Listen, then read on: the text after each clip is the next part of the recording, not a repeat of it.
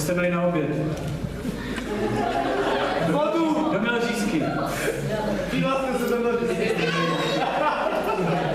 Kdo měl pašváre?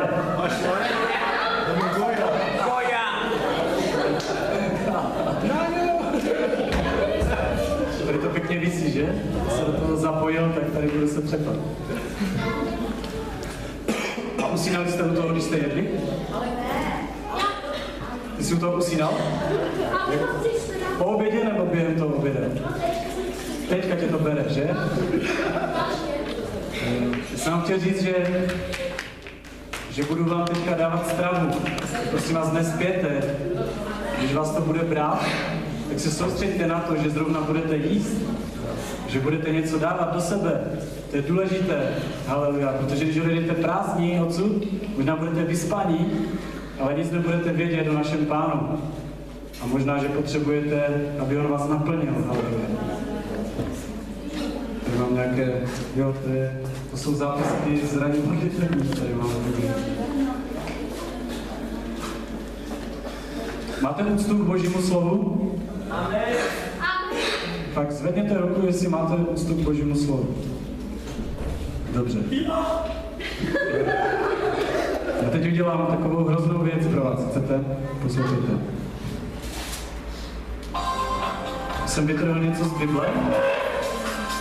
V tom filmu bylo, jestli ti nevolá Ježíš, tak to polož. Poslouchejte, je to z Bible. Já jsem to teď vytrhl ze svojí vlastní Bible. Chci se vás zeptat, máte opravdu úctu k Božímu slovu? Amen. Myslím teďka tu knihu. Máte fakt tomu úctu? Ano. A když udělám tohle? Přijdete tady příště ještě do sboru?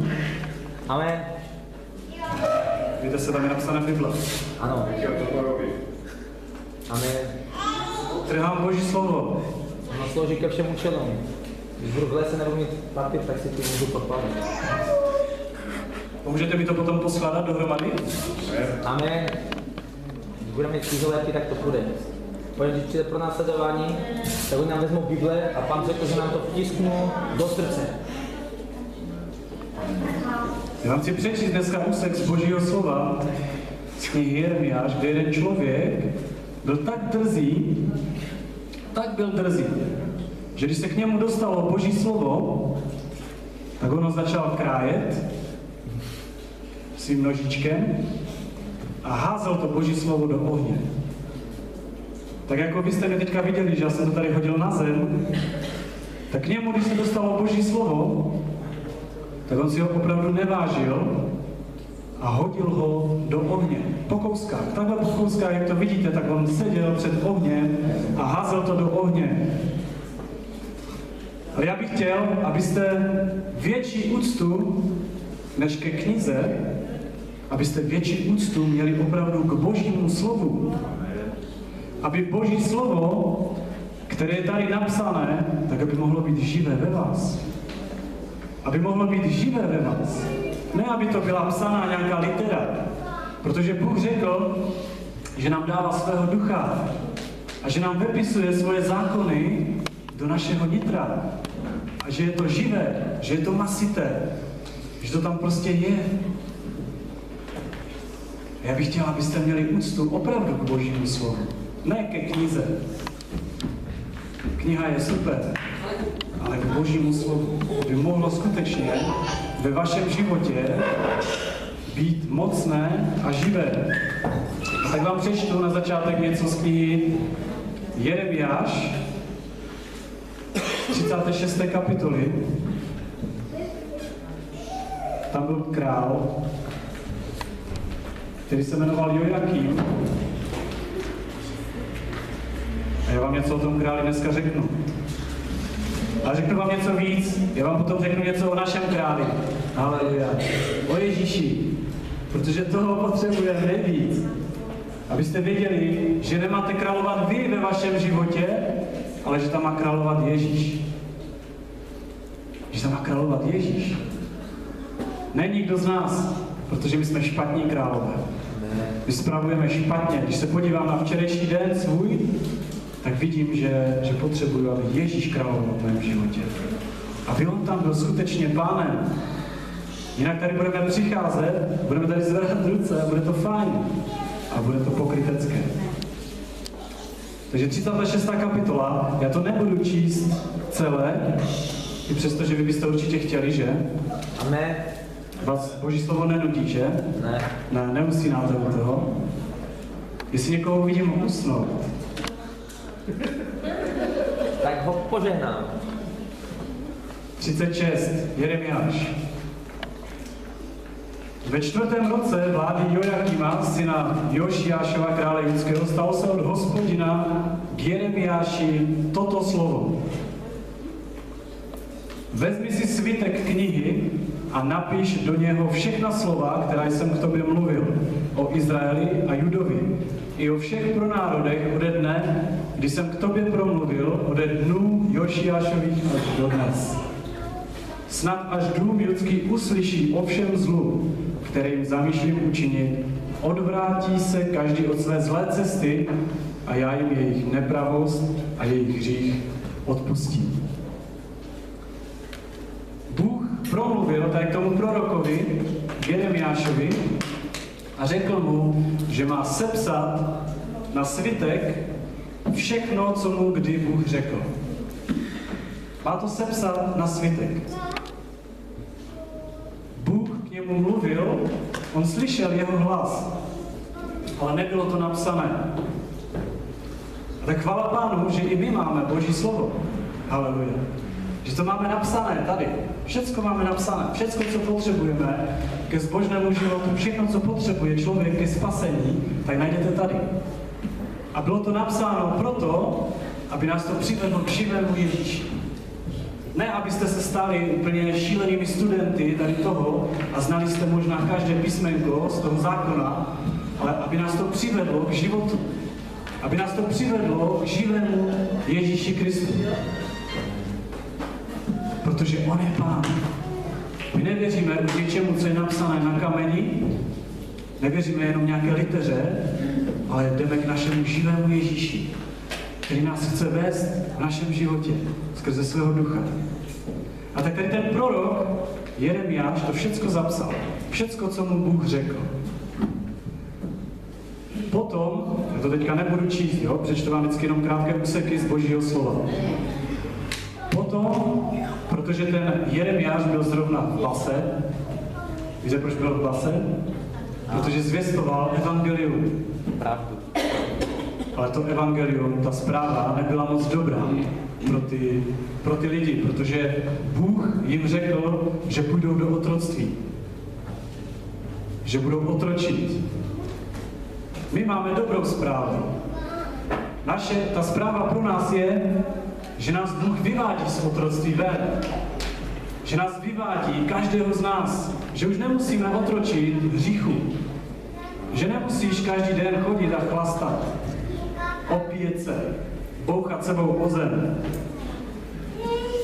Ale že můžeš žít opravdu nový život v Kristu Ježíši. Haleluja. Našem Pánu.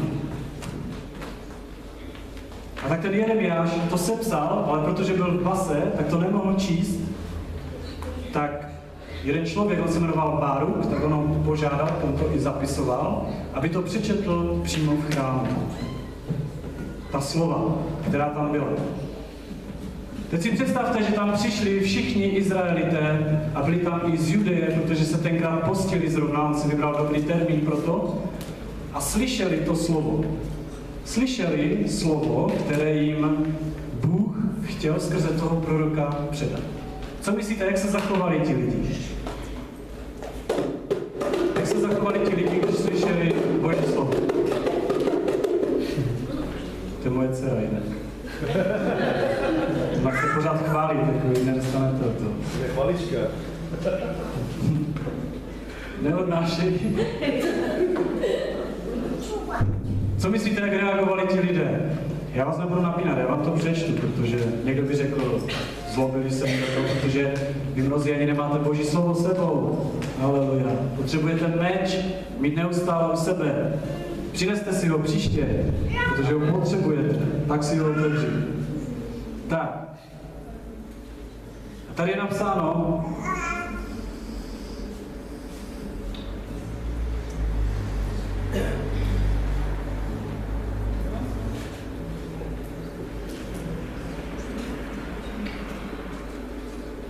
Mikáš jim oznámil všechna slova, která slyšel, když Báruk lidu předčítal z knihy. Všichni ti velmožové poslali k Bárukovi Jehudího, syna Netaniáše, syna Šelemiáše, syna Kušího se vzkazem, to si nemusíte pamatovat, jo, ty jména. Vezmi s sebou svitek, z něhož si lidu předčítal, a pojď.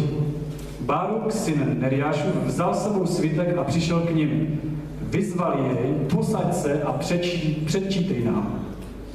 Báruk jim tedy předčítal. Když slyšeli všechna ta slova, chvěli se jeden jako druhý strachem a řekli Bárukovi. Všechna tato slova musíme oznámit králi. Já jsem přečetl tu druhou část. Nejprve oni to předčítali lidu a ten lid si to vzal k srdci. Oni získali bázeň, když slyšeli to Boží slovo. Vy ještě pořád nevíte co, že? Ale když to slyšeli, tak prostě něco se stalo v jejich srdci, že se začali obávat toho, co na ně přijde.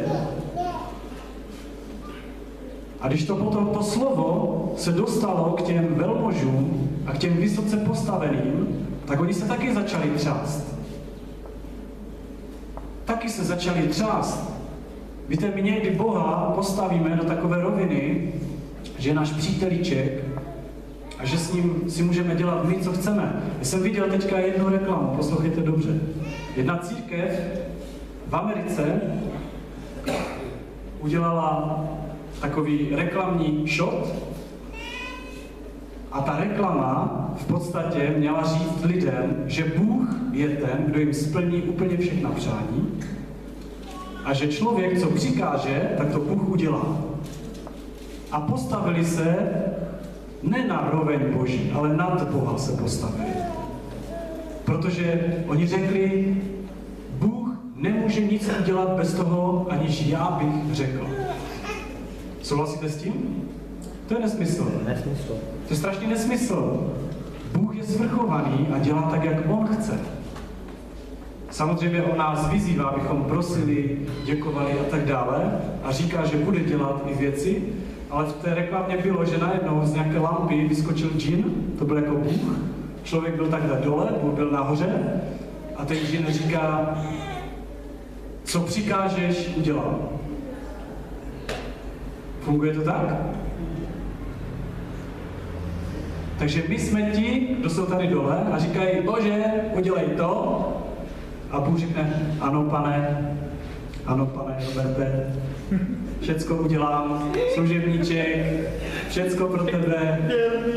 Je to tak? Funguje to tak? Proč ne? Že to není v Božím slově.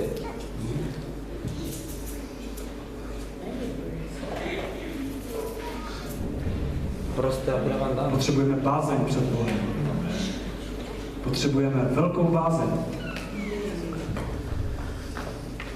Potřebujeme bázeň před naším Pánem.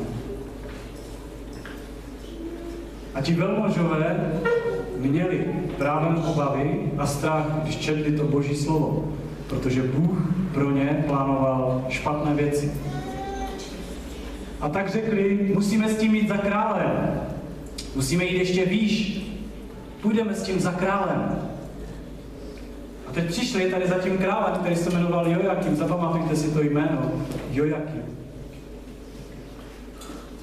Začali mu předčítat z toho svitku.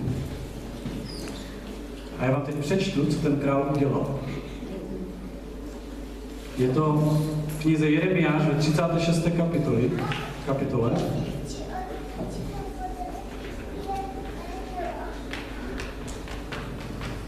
Král bydlel v zimním domě. Byl totiž 9. měsíc a na ohništi před ním hořelo. Máte úžasné mobily, Fára, dneska tady. Zkuste si to vypnout.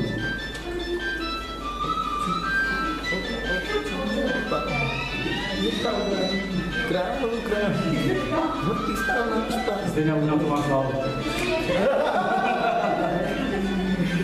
Mrtvý stal náš Pán, haleluja, zpívejte Hosana, Pánu na nebi. Konec. Komu jste šahali do tašky?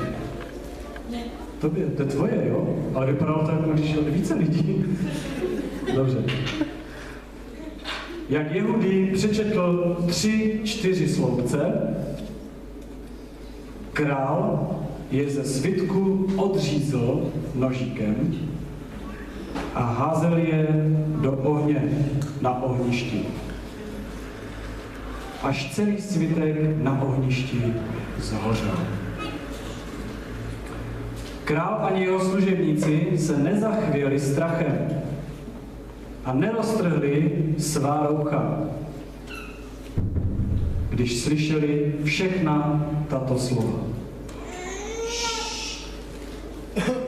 Celý národ se třepal a když to slovo přišlo ke králi, když se dostalo až k němu, milostivě, až se dostalo až k němu, tak ten král to vzal a po sloupcích to takhle řezal a házel to do ohniště. A spálil to.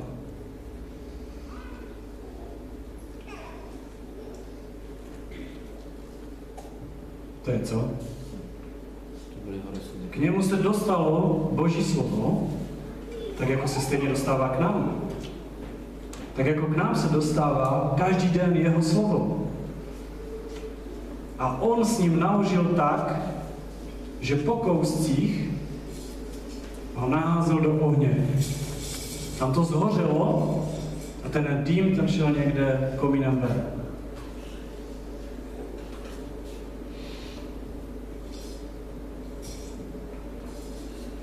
A nejde ani tak možná o toho krále, jak se zachoval, ale jde o to, jak ty se zachováš, když k tobě se dostane Boží slovo. Co s ním uděláš? Možná jste se někteří pohoršili nad tím, že jsem tady roztrhal Boží slovo, až jsem to tady házel. Ale někdy v našem životě, když Bůh k nám promlouvá skrze své slovo, tak se tak chováme. Tak prostě nemá to pro nás cenu. Je důležitější, co říkám já, nebo co chci já. Já to říkám ze své vlastní zkušenosti. Nespěte tam, Odry. Já to říkám z vlastní zkušenosti. Že někdy se ke mně dostane Boží slovo a místo toho, aby šlo do mě, tak ho hodím do ohně. A dělám si věci podle sebe. Tak potom, kdo je král? Haleluja. V každé chvíli on musí být králem v našem životě. V každé chvíli. A já se vás teďka na něco zeptám. Poslouchejte velice dobře. Proč si myslíte, že ten král se takhle k tomu Božímu slovu zachoval?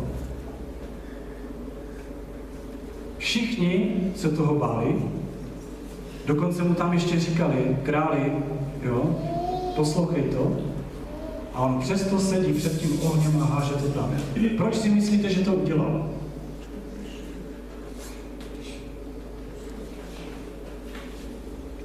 Víte to?